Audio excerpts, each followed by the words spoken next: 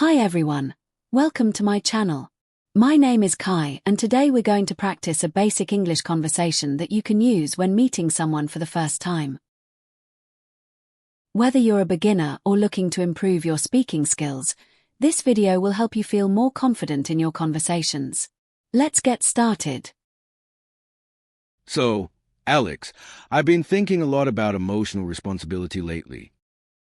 It's a term I hear often, but sometimes it feels like a bit of a mystery. What does emotional responsibility actually mean to you? Great question. To me, emotional responsibility means acknowledging that we have control over how we respond to our emotions. It's not about denying our feelings. Because let's be honest, we all get angry, upset, or frustrated sometimes. But it's about taking ownership of how we express those feelings. We choose how we act, even when emotions are running high. Ah, I see. So, it's about not letting emotions control us, but rather understanding them and making a conscious choice about how we react. Exactly. It's easy to fall into the trap of blaming others for how we feel. For example, I'm upset because my friend didn't text me back. Or, I'm angry because of what happened at work. But emotional responsibility is realizing that, while others may trigger our feelings, we decide how we respond.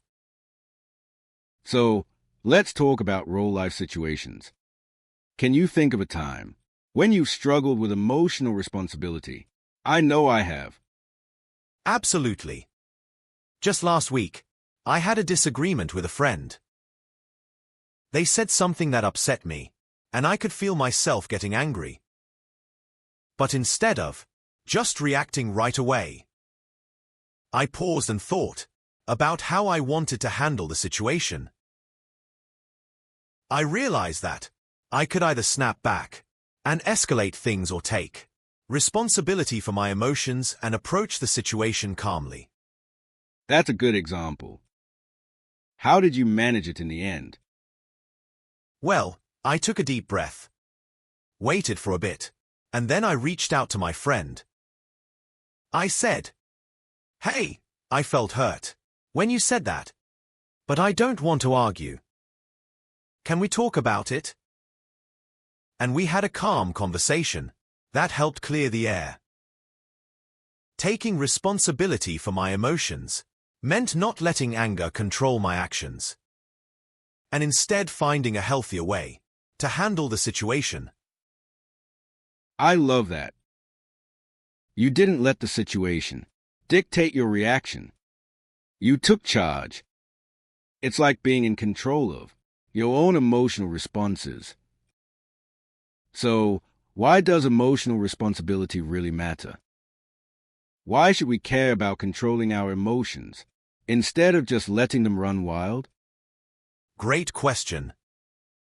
Emotional responsibility is essential because it affects our relationships, our mental health, and even our success in life. When we take control of our emotions, we're better able to communicate, make thoughtful decisions, and avoid unnecessary conflict. We also become less reactive and more in control of our emotional state, which helps reduce stress. Exactly. I've noticed that when I practice emotional responsibility, I feel more at peace. It helps me stay grounded, even when life feels chaotic. So, let's give our viewers some practical tips they can use. What are some strategies that can help people practice emotional responsibility on a daily basis? One strategy is mindfulness. When you start to feel strong emotions building up, take a moment to pause. Notice the feeling in your body and give yourself permission to feel it without reacting immediately. Just acknowledging the feeling can help you regain control. Yeah, mindfulness is powerful. It helps you get out of autopilot mode and makes you more aware of your emotional responses. What else can people do? Another tip is to take deep breaths. It sounds simple, but it's amazing how effective it can be. When you're feeling overwhelmed or angry, slow down your breathing. This helps activate your parasympathetic nervous system, which calms your body down and gives you a moment to think before reacting. That's such an easy and effective way to reset. What about communicating your emotions clearly? Yes, communicating clearly is so important. Instead of bottling up emotions, express them in a way that's healthy and constructive. For example, instead of saying, "You always make me feel terrible," you can say, "I felt hurt when that happened, and I'd like us to work through it." This way, you're taking responsibility for your feelings without blaming others. That's key, communicating how you feel without blaming or accusing anyone. It's about owning your emotions. Now, emotional responsibility is especially important in our relationships. How can we practice emotional responsibility when it comes to our loved ones? Yes, relationships are where emotional responsibility really shines.